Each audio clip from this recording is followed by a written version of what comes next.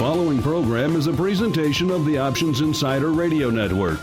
For more programs, visit www.theoptionsinsider.com or search for Options Insider Radio in iTunes.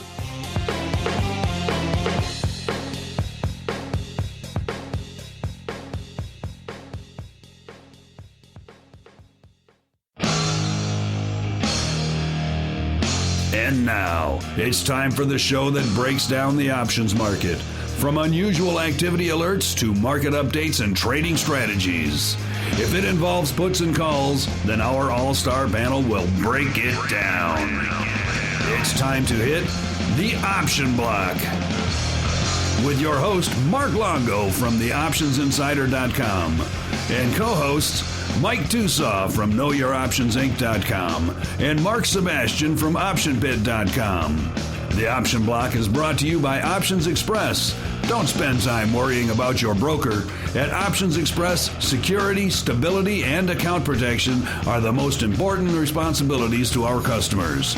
Secure account access, enhanced financial protection, entrusted with over $7 billion in customer assets, established financial stability.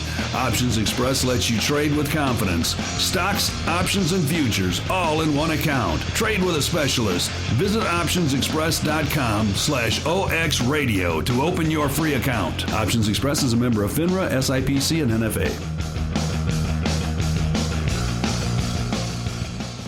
All right, and welcome back to the Option Block, your bi-weekly source for options, wit, and wisdom, punctuated by moments of sheer hilarity and or profanity. My name is Mark Longo from the OptionsInsider.com, as well as the Options Insider Radio Network. And I am joined today on the old All-Star panel by quite the gathering of co-hosts, starting off with the man from the mountains himself, good old Mr. Tosaw, a.k.a. Uncle Mike, a.k.a. Mike Tosaw from Know Your Options, Inc. Uncle Mike, how is the St. Charles office treating you today? Doing well. I have to compliment you. You kind of made profanity and hilarity kind of rhyme, and so that's pretty good how you did that. Hey, that's why they compliments. That's why they pay me. Hilarity, is that what it's called? Yes, it's profularity. Profularity, another new word. You are just I think we need to name him Mark the Mark the Saurus Longo. Well, he's a wordsmith. I don't know if you know that, but here's what I'll say: never challenge Mark Longo to words with friends. You know, that will be your downfall. Yes, I will crush you. On the other side, you'll probably crush me at Pictionary because I cannot draw to save my life. So I guess I bet you play a pretty mean game of Scrabble too. I have been known to do a few Q without vowels words in Scrabble. I'm one of those guys. But it's a dangerous man. You have to know your three-letter Q words, and you're a force to be reckoned with in Scrabble. All right, and listeners, we are also joined by one Mark Sebastian of Slinky.com/OptionPit fame. First off, Mark Sebastian, that's just awful. Mark Longo or Mike Tosaw. No, you can call me whatever you want, but don't do the Mark Sebastian thing because it's a silly nickname. How about Bring back the Chilean? greasy meatball sandwich. I like that nickname. At least there was some cleverness there. You know, the other day I went to Subway. I got me a Sebastian. I love it. Yeah, no, I like that a lot. I do. How about Chilean sea bass? Does that make it a little better, a little classier? Or like if you went, with me as always is sea bass. The issue here is that just shortening your last name is the cop-out nickname of the year. I'm sorry, it just is. So either call me Mark Sebastian or call me Seabass, but don't call me Mark Sebastian because it's ridiculous. And coming from me, it must be ridiculous. That must be indeed ridiculous. We'll just call you Slinky.com, and we'll leave it at that. Mark Slinky.com Sebastian would be great. And listeners, you may notice a discernible decrease in fidelity since Mark's previous appearance a few minutes ago, and that is because we had a bit of a technical snafu, and now he is joining us via phone, so we can enjoy that a little bit of less fidelity, makes him even tinnier, which brings out that extra bit of Sebas in him. We love my tinniness. All right, and last but certainly not least, we have a new co-host joining us on the old All-Star panel today. The man holding down the Options Express hot seat is none other than Mike Zaremski, and some of you listeners who read the Options Insider may recognize him from his Espresso newsletter on the website and also in the morning futures roundup that we post every day. Mike, welcome to the show. Well, the man, the myth, the legend, Mark Longo, finally get to meet last week at Tim's wedding, so it was great to be on your show finally. Yes, we did meet in person, not just virtually via the show. And it was quite the shindig, the big Navabi blowout, let's say. Mm-hmm. He said, well, the whole world cried when that happened. You know, there were women crying in the streets after when he said "I do." I don't know if you knew that. They're still crying. They're still crying to this day. It was a blow. That's why the S&P sold off 22 points on Monday. Is actually all the women said, "My life's over. Might as well just sell out of the marketplace." I'm surprised it wasn't 30 handles to be true. Actually, I thought it would be much steeper of a sell-off, given the impact. Single women there, no doubt about it. Well, Mike, since this is your first time on the old show, why don't you give our listeners a quick overview of your background in the old options/futures world, and then what you do over at OX? Well, career started back about 20 years ago when I was a fine member of that livestock trading arena there at the CME, and I was a floor trader there for 9 years down to border trade doing corn and wheat options mainly. And then when 1999, with the stock market roaring ahead, I became a Series 7 licensed broker and went into the market just as it topped out, of course, so my timing is impeccable once again. And for the last 10 years, I've been with Express Trade, which has been recently bought out by Options Express, and now we're part of the fine Charles Schwab team here. All right, Mike, thank you for that. And with the team complete, we're going to dive right into the trading block. The trading block.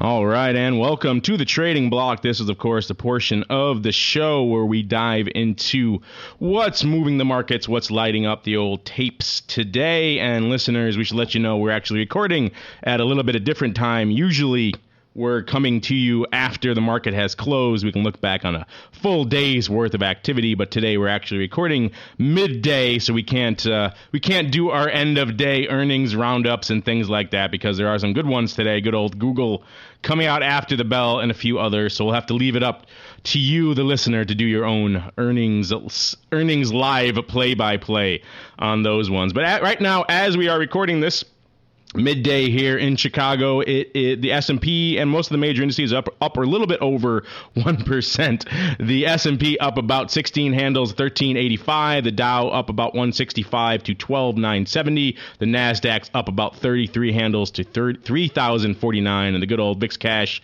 moving to the downside, down about 1.5 points to 18.5 roughly.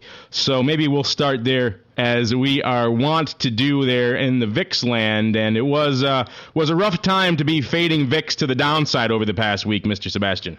Yes, it was. The VIX basically played it. It started kind of showing its hand last week. I think we were talking about transition, at least during vol views. I think we were talking about this, and for the first time, I was saying, I still think we're going lower, but, we might be in a little bit of a transition period, and that turned out to be correct. And, now it appears that the transition was we're going to test 1350 and then pop, because the market is exploding today, and they're just destroying volatility. So that's kind of the theme that I'm seeing today, is we're seeing, breaking through. I mean, it took us 2 days to get above where we closed on Friday, so the market has basically said, yep, that's enough for me for right now.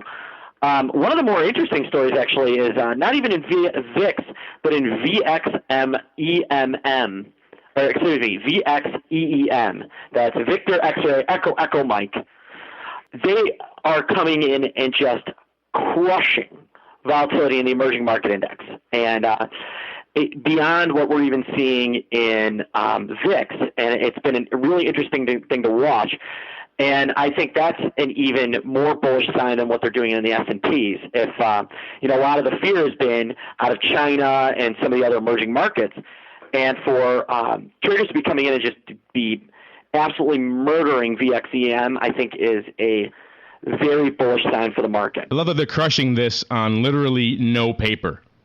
There's not even one line. Well, where the paper is in EAM itself, where some customers come in and sold April, and sold May, and sold July, and then sold more July and in April combined. So we're seeing it out of the EEM, not the VX EEM itself. I have to roll all the way out to June puts to get an even open interest.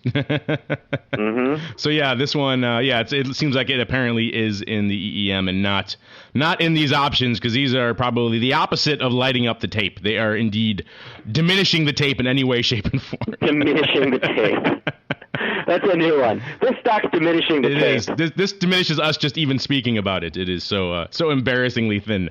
But yes, an interesting one to watch nonetheless, and not exactly a heavily followed one. Yet SIBO has a lot of these disparate indexes across a variety of interesting product suites, I suppose you can call them, or areas of interest. In the emerging market one, I have to look into the actual construction of this index to see exactly which emerging markets they have in there. It's China. The biggest ones are China, Brazil, and so it's pretty much a BRICS for the most part. What? Pretty much the BRICS. Yeah, exactly. That's the big play. It's a lot of EWZ and FXI. Those are the two biggest components, is my understanding. And then I think it's got some other things in there, maybe Korea and a few other things. So I take it this isn't one you're trading too actively, unless these 10 lots floating around in open interest. I'm short some I was short some April vol in it leading into today's discussion, but that's all I have on right now, and I'm probably going to take off that. Yeah, I've been short a lot of, when we got these pop, rather than actually playing in VIX, I found some stocks that I thought made more sense and got short vol there, and Apple and EM have both worked out pretty well for me. Good old Apple. Since you did bring up the name du jour, we have to discuss it now. It's like Candyman. Once you say his name, it comes into being, and you have to discuss it. Yeah, well, did you see that a couple days back there was more Vega purchased in Apple calls than there were SPY puts? That's just insane. That was nuts. So that is a sure sign of a top, in my opinion. When call Vega in Apple surpasses the SPY Vega that's purchased in puts, I think that we've gone a little overboard in Apple. That a lot. And I'm talking to a lot of market makers these days, including some of the guys who had flocked into corn previously, and now Apple is the new name du jour. You can just pretty much dive in there, and there's so much paper that you can actually make a living day trading again. Amazing. Yep. And speaking of which, this is an odd scenario. I can't remember the last time this occurred, where the market across all the indices is up size to the upside, and Apple is down. That is a bad sign for Apple owners. I know. Good old Uncle Mike. What do you say about that, Uncle Mike? Oh, you've been calling tops on Apple since 190.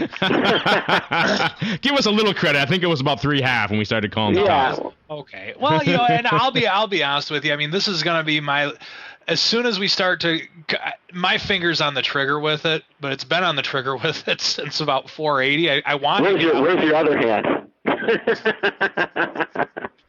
Oh, Sebastian. It's going to put around a greasy meatball sandwich here. Oh, no. I don't know if you helped your cause with that one, Uncle Mike. But yeah, that trigger finger to move away from Sebastian's uncomfortable analogy. It must be pretty tired, though, because it has been on the trigger for quite a while, for a couple hundred handles now. And it's one where when you're collaring Apple, it's one where my life has been pretty much I'm rolling up covered calls on Apple since the 100 level, and I agree. It's had its run, and what I thought even more so of a sign of a top, or I don't want to call a top on Apple. that I won't do ever, but I mean, the cause for concern that I really saw yesterday, or I forget it was yesterday or the day before, was when Apple hit the $600 billion market cap, and the only other company that did that was Microsoft back in the heyday. So, I mean, it's getting pretty big now, and next week I'm very likely going to be I'm not going to be overly aggressive on going into earnings with this. Oh, that's a first.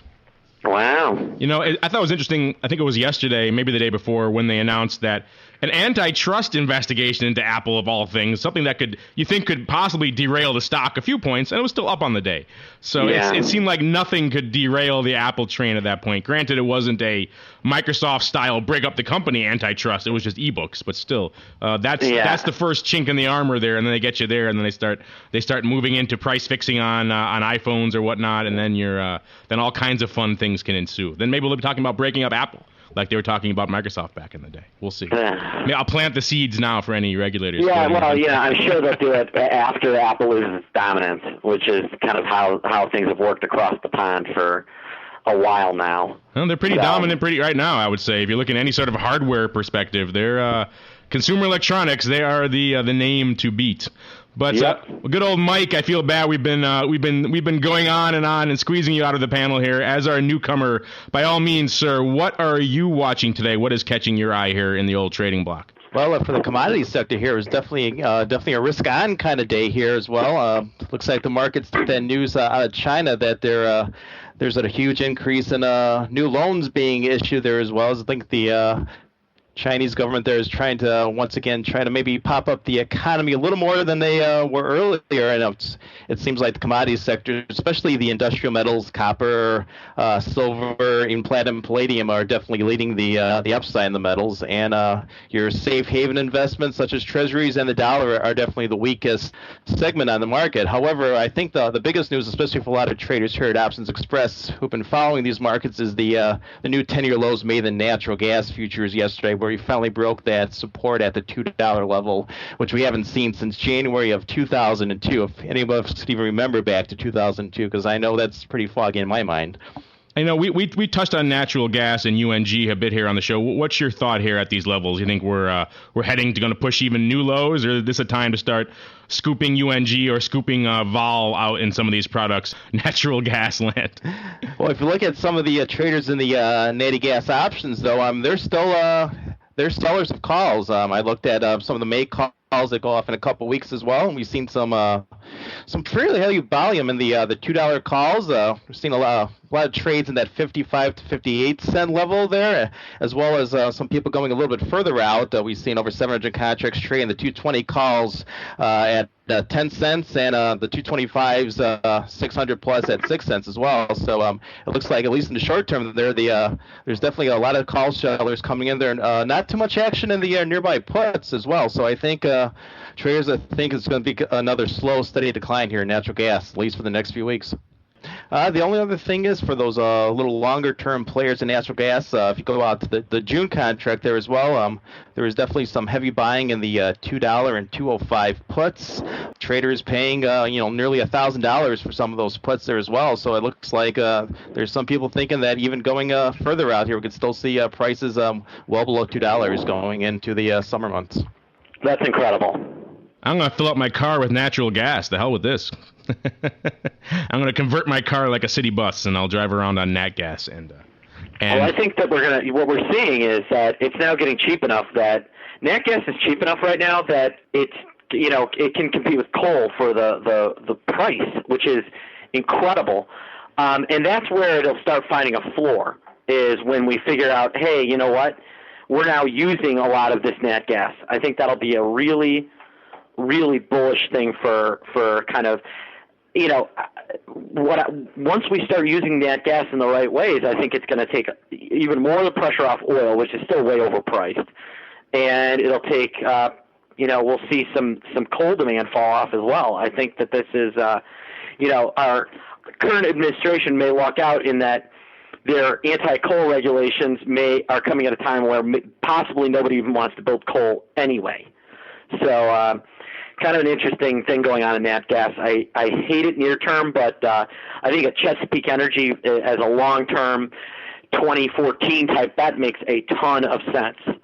It's interesting we mentioned natural gas here because, ironically, just earlier this week I was having dinner with some people who are very active up in the Canadian... Hey. We don't need to hear about your natural gas at dinner, all right? That's Tosaw's deal, the nat gas. Man. That is, yeah. But yes, I was talking with some people who are very active in the Canadian natural resources front, particularly oil and nat gas, and they were lamenting that at this point, nat gas, it's just cheaper to burn it off than it is to actually go through the effort of capturing it and processing it at the pump. So we might actually be starting to see that floor now, because I would imagine if they're saying that, a lot of other refiners out there and producers are saying the same thing, and that has to impact supply at some point. If everyone's just burning off their nat gas all day, eventually this is going to start creeping back into the price, I would think, and we'll start hitting some floor. Maybe there's a little bit more to go to the downside, but I'd imagine at a certain point when everyone's just burning off their nat gas, that's going to be reflected in some of these products. How long that'll take, I don't know how sticky nat gas is, but interesting.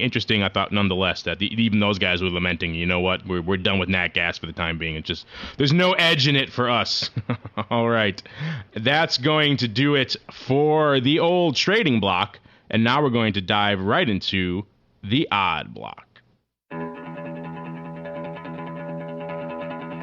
It's time to break down the most interesting, unusual, and downright questionable options activity that's been identified by theoptionsinsider.com. It's time for the Odd Block.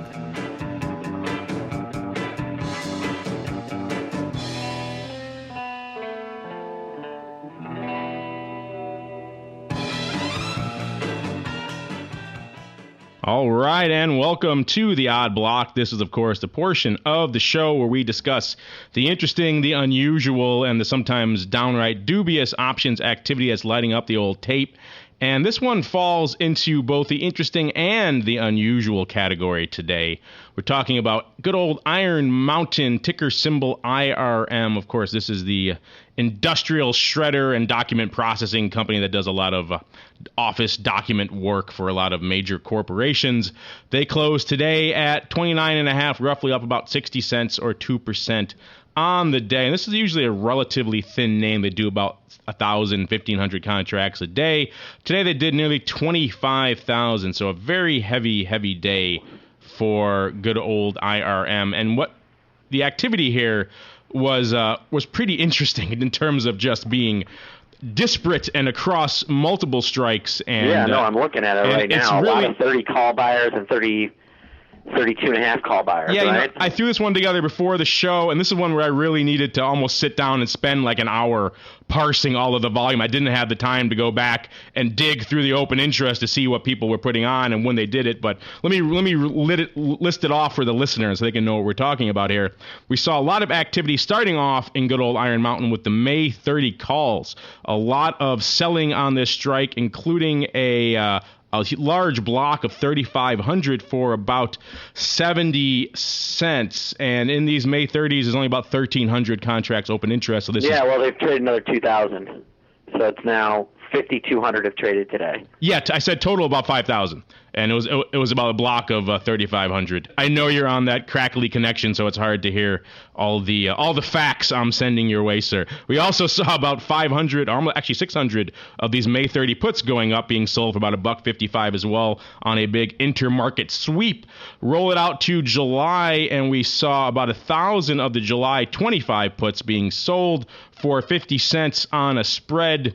And then the July 30 calls, 30 was the strike du jour today, about 8,000 of the July 30s going up. And this is where it gets weird because there was a bunch of mixed volume.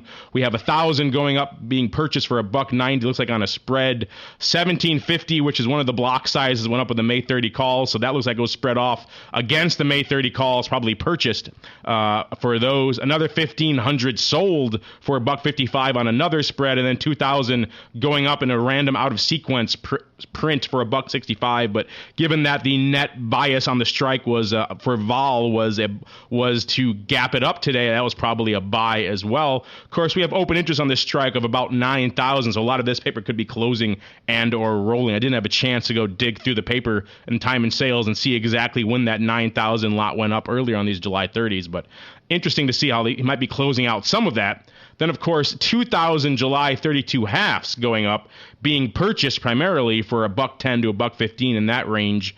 And then we roll out to October, and we see 3,500 of the OCC 30s going up for most likely purchase given what we saw on the vol. These went up on a variety of splits for an average of about $2.32. And then winding the whole thing up, 1,500 October 30 puts being sold for $3.40. If you dig through the underlying was pretty light today. It didn't see many large blocks going up, so it doesn't look like any of this was done tied to stock. So this really is a bit of a head scratcher. There is some open interest, looks like it's being closed out on some of these, but also some of the larger open interest strikes, like the OCC 25 puts, are being left untouched. So it's really, it looks like there's multiple players at work here doing multiple spreads. It could be a time 30 spread across these 3 months, May, July, and October, but what's going on with the puts and what's going on with the upside calls in the 32 halves and how that relates. This is really an interesting head scratcher. So if you guys have had a chance to look at this one, and this is a Jenga trade, lots of pieces going together. There's probably one player that owns a lot of it with a big axe to grind that's taking care of everything. He's got some weird position, wants to be protected here, and wants to collect this. I mean, that's got to be. I mean, you'd think that's what it is, right? Interesting. The guy is bidding up the vol on one hand and then selling the same vol, the same strike on the other hand on the 30 puts. I mean, he could be doing some of these puts, you're right, to finance what he's got going on with these calls, but it wasn't all net buys; it was sales too on the calls. So yeah, it looks like it probably was a spread rolling some of these July 30s and then putting on opening positions on short positions here in May, and then long position, I believe, in October. So maybe he was just rolling from those and then financing it with the puts. It's a very, very scattershot position. The rest are not really conducive to a lot of open interest, so it's hard to say there. But a very, very piecemeal type position. We'll have to keep an eye on Iron Mountain going forward. But this one definitely goes in the watch and hold mode for now, because this one is still a bizarre one of the more interesting ones I think we've seen going up. And you're right, Mark, it could be one player with a big axe to grind and a lot of established positions and rolling them and setting up new ones. It's just hard to piece out exactly what it is. And you have to know what the guy's doing. But that many trades with no stock involved means the guy already had the position. You're not going to see you're not going to see these weird combos just done naked. So the guy has some sort of underlying he's dealing with. Yeah, probably. He's not going to do it without any sort of delta tie on that. That would be unusual for someone this size and perhaps savvy to not do it tied delta neutral. But and nonetheless, an interesting one we haven't discussed on the past. Iron Mountain. We'll keep an eye on this one, see if we can parse out some more about what exactly is going up here in good old IRM. We just wanted to bring it to your attention here on the Odd Block, as we are wont to do. And with that, we're going to close out the old Odd Block for today and dive right into the Xpress Block. The Xpress Block, brought to you by Options Express. Options Express lets you trade where and when you want for every level of trading. From advanced charting, free daily trading ideas, and free educational resources, Options Express is the online broker for all traders. Best of all, Options Express allows you to trade stocks, options, and futures all in a single account on powerful yet easy-to-use trading platforms, including mobile devices. Visit optionsexpress.com/OXradio for your free account. Options Express is a member of FINRA, SIPC, and NFA. All right, and welcome to the Xpress Block. This is, of course, the portion of the show where the boys at OX hold court, and I get to sit back and relax my tired and aching vocal cords. So, good old Mike Z, what do you have on the docket for us today, sir? What is going on in the land of OX that caught your attention and might interest our listeners? All right. Well, one of the more exciting things that came out today, or we'll see if it's exciting, was the announcement from the ICE exchange. For those who only trade options, that's the ICE exchange, not the ISE exchange, that they're going to be taking on the behemoth of the CME and the CBOT and launching cash-settled grain futures contracts. So they're planning on hopefully releasing those by mid-May, and we've had some customers already start talking about maybe expressing some interest in trading these contracts and not having to worry about deliverability like they do on the CBOT contracts. So though it's really hard for any exchange to compete against an established.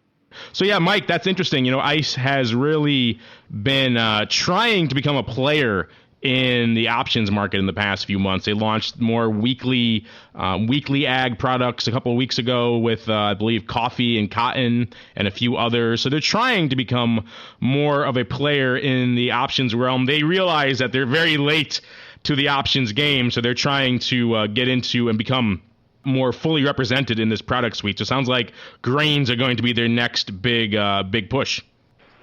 Yes, they tried with the currencies a little while ago, and unfortunately that has not been met by much success on their part. So I think they're really up for a long struggle here to try to wrestle the grain complex away from the CME. Yeah, that'll be an interesting battle. Anyone who's been watching those guys for a while knows they've been pretty successful in the OTC energy realm. But once they start moving beyond that, their track record's a little more iffy. So it'll be interesting to see if... Exactly. They have their forte, and they probably should focus a little more on sticking to that, and it's kind of just kind of enhancing the contracts they already have, especially with the softs and the soft options. They were definitely a latecomer to electronic trading, and even now, though they've definitely improved their abilities in electronic options trading, they still don't have quite the facilities there as some of the other exchanges do. So I think maybe they should kind of maybe focus a little more on what they do best, and see if they can improve their existing business, and then start moving on to other things. You're a dyed-in-the-wool ag and futures contract guy. Do you think they have much of a shot here of taking any share? If they could get 1%, I think they'd be doing dances there. So, no then. That is pretty interesting. I know a lot of our futures and futures options listeners are looking for more diversity in the contracts that they trade and the products that they can trade and the exchanges they can trade them on. So if they can find another player in that realm, I'm sure a lot of people would welcome that. Anything else on your docket there, Mr. Mike?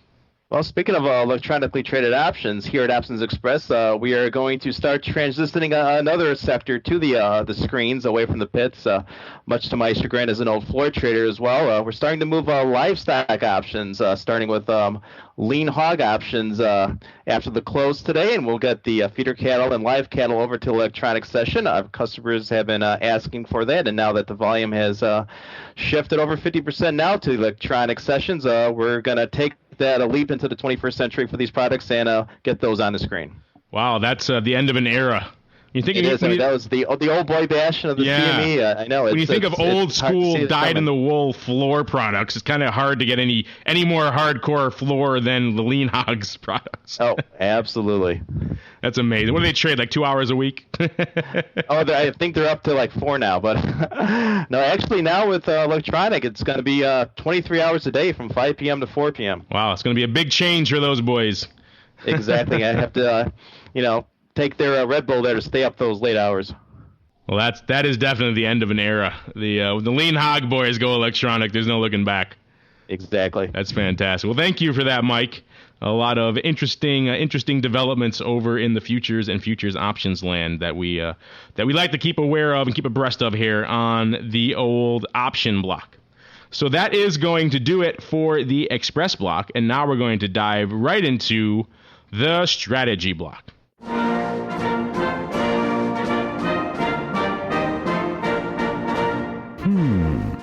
The strategy block.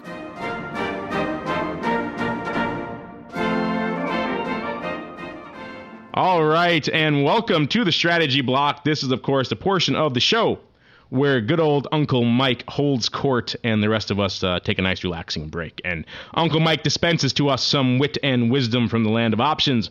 Uncle Mike, what do you have on the docket for us today? Sir, my birdie network is completely clueless. You're going to surprise us today. Oh, my goodness. I got it. Oh, man, that's disappointing. I probably shouldn't have slashed their birdseed rations. I think they're fighting back against me now.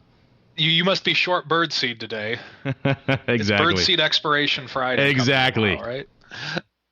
Today I want to go over the difference between, as we like to put it, being a degenerate premium seller and being an idiot, quite frankly.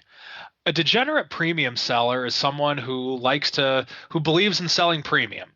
They like credit spreads out of the money, even though there is no such thing as a true credit spread. I agree with Mark Sebastian on that one 100%. But the mentality is that they're looking to have a more higher probability trade, and they want to collect premium, whether it's through a covered call, a short put, something along those lines. Now, where does this become not too smart? Well, I think that if there's risk management involved, you can be a premium seller in any market. Now, granted, with the VIX going down as low as it has been, it definitely has been a harder market to sell premium in, no doubt about it. But what I want to emphasize is that you have to recognize what your weakness is.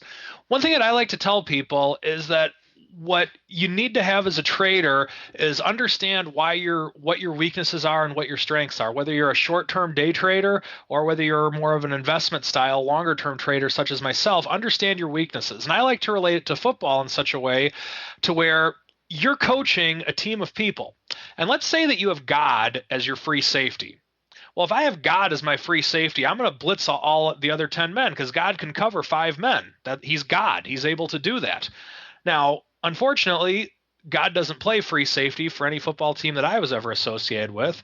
But my point is that you know where your strengths are and you know where your weaknesses are. So lesson 1 for today's strategy block, understand that if you're in a marketplace where the premium selling isn't there, so to speak, and you know that it's just you're such a premium seller, there's no sin against not trading for a couple months until volatility comes back up again.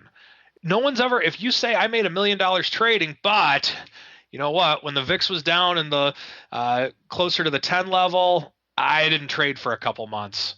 No one at any party is going to laugh at you and say, oh my gosh, you're such an idiot. You couldn't sell premium in the low vol environment. Golly, you're stupid. No one's going to say that.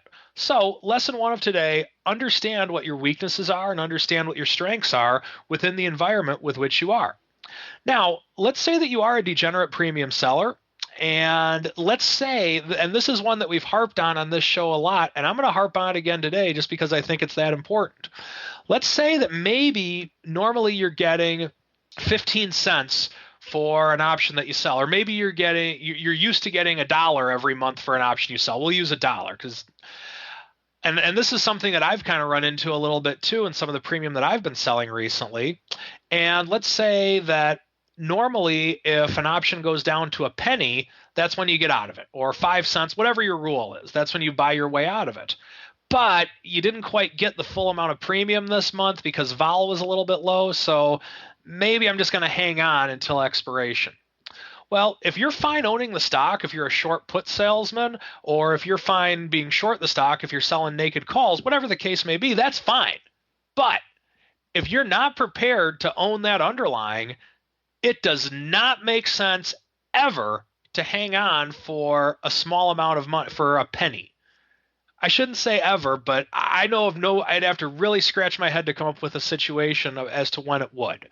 The only time that I ever let options expire worthless is if it's way out of the money and there's like a day to go, and even then it's in the minority of times. Or I'm perfectly comfortable owning the underlying. I'll say, okay, well, if it gets put to me, it gets put to me. I don't care. Those are the only times that you need to do that. A story that I like to tell is that about a year ago, I was collaring Visa. And so I had basically rolled up my collar and I had a long put still on for, it was at 0 cents by a penny. So I'm like, okay, I'm not going to bother with that. I'm just going to let it sit and expire worthless in 3 days because I was long the put and it didn't really matter. It would have cost the same amount of money to close it out. So I'm like, well, I might as well keep it. Well, there was some news that came out, and Visa plummeted that day, and that actually made us go from a nothing position to a short position for being right. Now, does that mean that I'm such a genius? No. That was just basically an obvious thing that anyone on my side of the trade would have seen. The point that I want to make is that the person on the other side of the trade that was short the put, that didn't want to be long the stock, he was an idiot.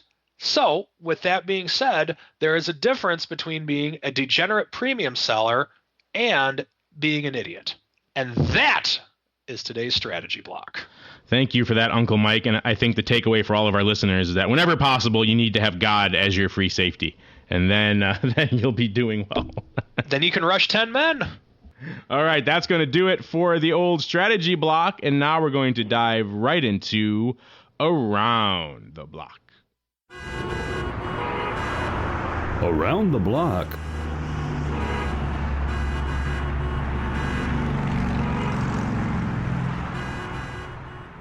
All right, and those car horns mean it's time once again for Around the Block, the portion of the show where we peer into the future and attempt to let you know what's taking up space on our trading screens. And usually we can give you a final rundown on some unusual activity, on some earnings activity. But we are recording earlier today, so listeners need to pay attention for what's coming up. But it is nice to know that we are finally back in the teeth of it. We are back in earnings season again, so we don't need to sit here all day and just navel gaze about Eurozone crises or anything else going on. We can also talk about some honest-to-goodness, good old American earnings for a change. And we have Google, GOOG, coming up after the bell today, and that should be an interesting one. You all remember when they wiped out quite a few premium sellers, or should I say degenerate premium sellers over at OX recently with one of their big downside moves. It'll be interesting to see if they can do that again, or if the do you get a chance? Do you get a feel for the paper flow throughout the day, Mike, over there, of how OX customers are playing this one? Are they getting long a substantial amount of premium? Are they still selling a lot of out of the money downside? Or do you have any handle on that? Or are you mostly on the future side? I'm mostly on the future side, so yeah, I don't really get too much of a feel for how the equity side works there as well. So can't really comment on that, I'm afraid. What fun is that? I know. Just it's giving you a hard me time. huddled up in my little futures world. Well, right now the stock's trading about 647 even. The 645 front month weekly straddle here is going for about $40. So they're pricing it. They're pricing in some wiggle room here, and given what we saw last time, that may not even be enough for the. No, I mean it moved $58 last time. It moved almost 60 handles last real time. Problems. I mean. I'll be really – what everyone's going to be watching is the cost per click again, and that should be really, really interesting. If that cost per click is down much more than like 4%, I think that even with growth in traffic and revenue increases, if that cost per click drops much more than like 4%, I think you're going to see Google have an ugly, ugly dive. You know, it's interesting. They've done some interesting things over there where they're trying to shake up the firm a bit and make all of these previous things they gave out for free.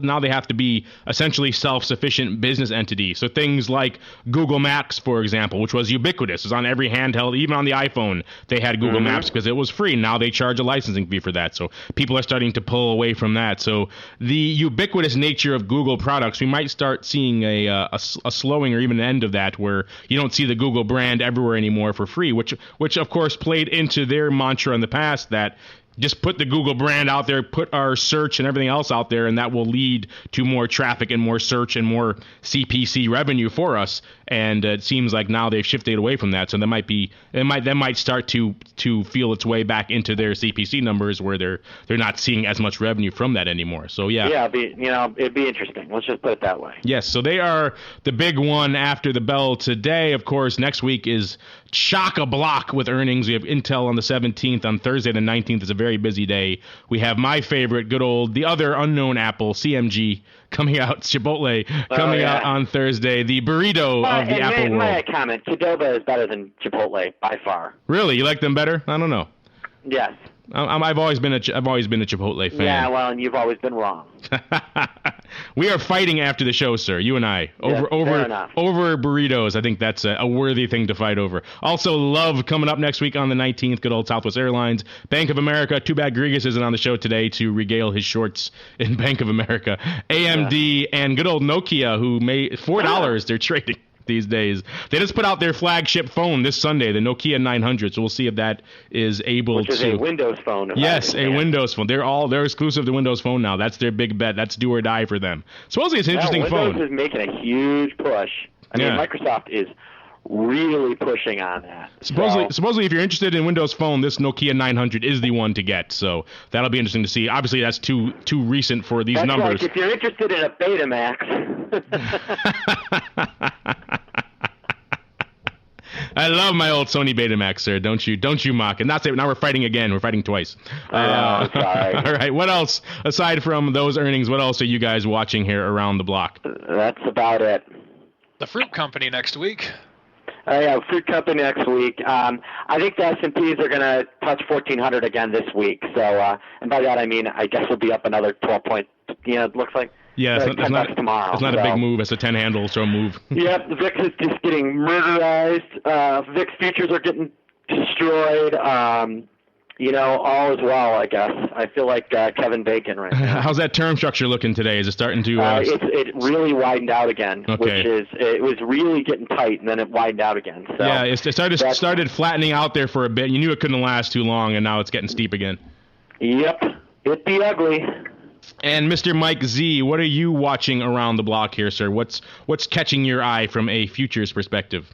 Seen a lot of selling of May crude oil puts, the 100 puts going in with 4 days to expiration here as well. So if we can get a little bit of a negative sell-off here as well, we could actually maybe see a downside pop there as well as those shorts scramble to kind of hedge their bets there as well. Since selling puts has been the way to go in the crude oil market all along, eventually somebody's going to get burned. It's been a decent play for a while now. We usually joke here and talk about people gobbling up some upside. We don't hear much about people hitting the downside, but yeah, that's obviously been a pretty safe bet for a while.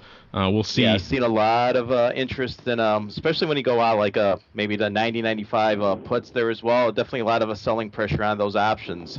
So so one of these days though, it's what was good for a long time though is gonna bite somebody in the butt one of these days. Of course, it'll take quite a lot, I think, to jar crude back down below the 100 handle. It could happen, obviously, but yeah, we're only talking about $3, and it doesn't goofy things happen here as well, and especially when you got a lot of short puts there just waiting to expire there as well. You could have all kinds of fireworks possibly. Actually, that's true. I was thinking it was a little higher than that. So yeah, three handles, not exactly a. Do you play much in USO at all, Mike? Do you follow it at all? Or do you pretty much wash your hands of that product? I followed it for a little while a couple years ago, and got kind of burned on some short puts there as well, and I've kind of put it on the back burner as well. And that people with the UNG, that thing, I think if anybody's been long UNG the past, really since 2009 as well, just seeing that thing just continue to erode as that contango there and that natural gas just devastated those markets. So yep. Yeah, that's kind of the story, the narrative we hear a lot with USO. As I dove in, I played a little bit, I got burned on something, either the position or the USO didn't perform the way I thought it was going to, and it burned me. So a lot of people who are diehard futures guys like yourself tend to eschew the old USO. What I tell guys to do is, if you like, an interesting trade is to buy right oil versus USO. So you trade the West Texas contract and buy right it using the USO. You can actually win twice because of USO's underperformance problems. So you buy the full contract and then you write the USO against it? Yep. Interesting.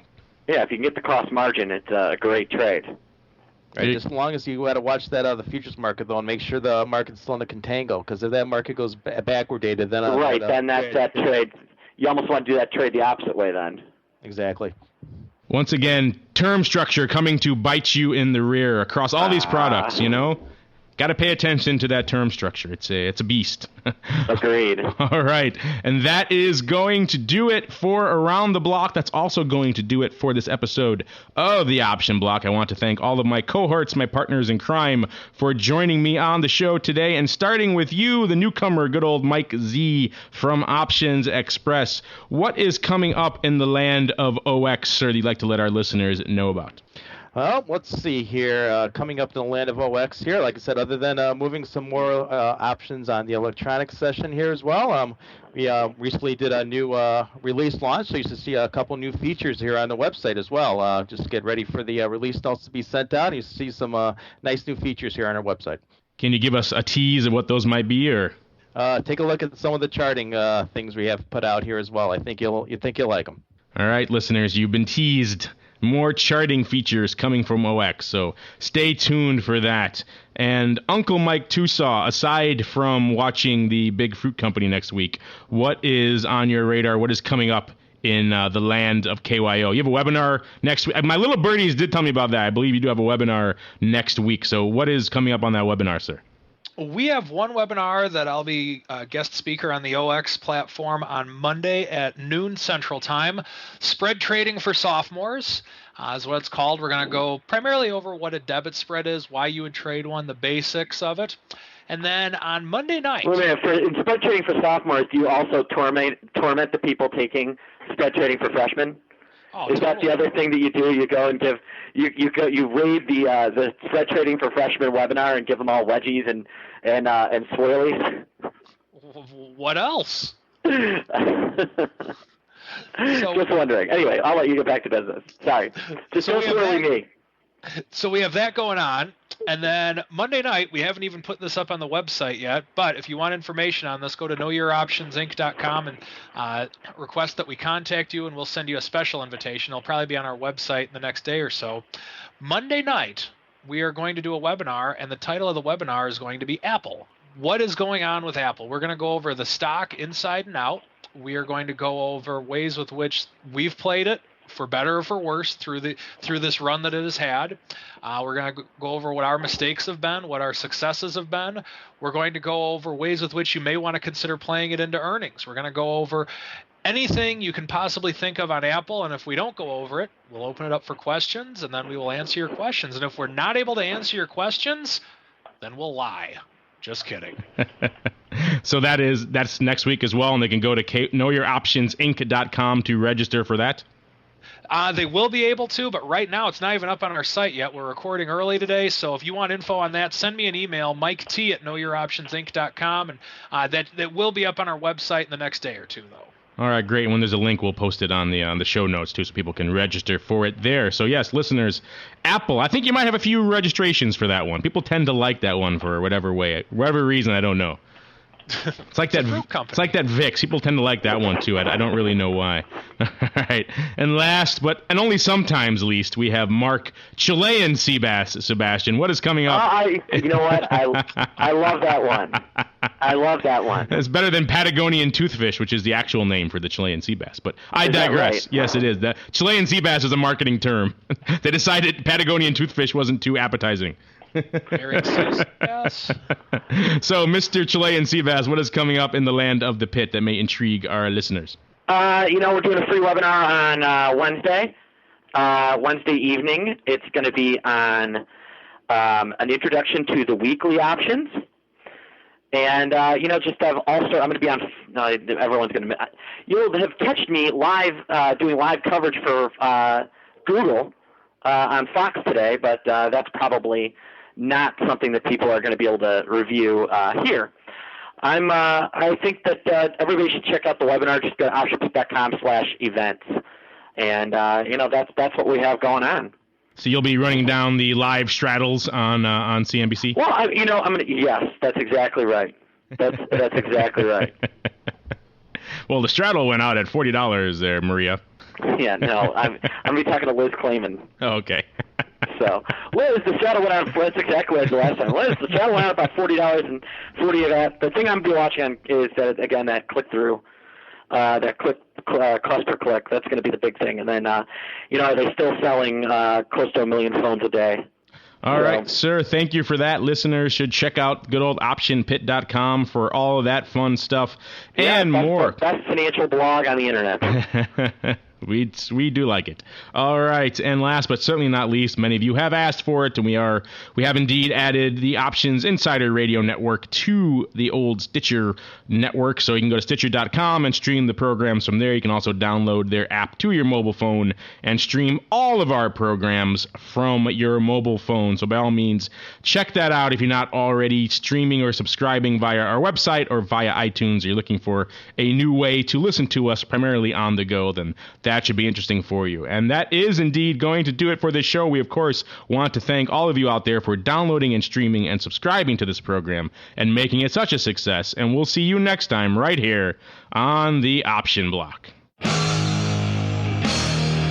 Become a part of the Option Block. Just visit www.theoptionsinsider.com/forum to post a question for the hosts. You can also submit questions to twitter.com/optionblock or leave a voicemail at 312-544-9356. Make it interesting and your question just might make it on the air. The Options Block is property of the Options Insider Incorporated. All rights reserved.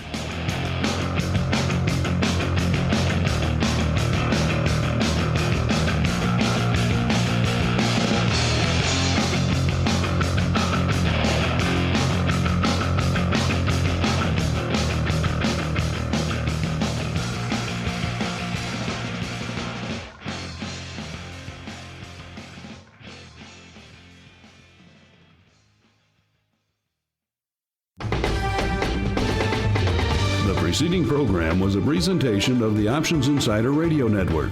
For more programs, visit www.theoptionsinsider.com/radio or search for Options Insider Radio in iTunes.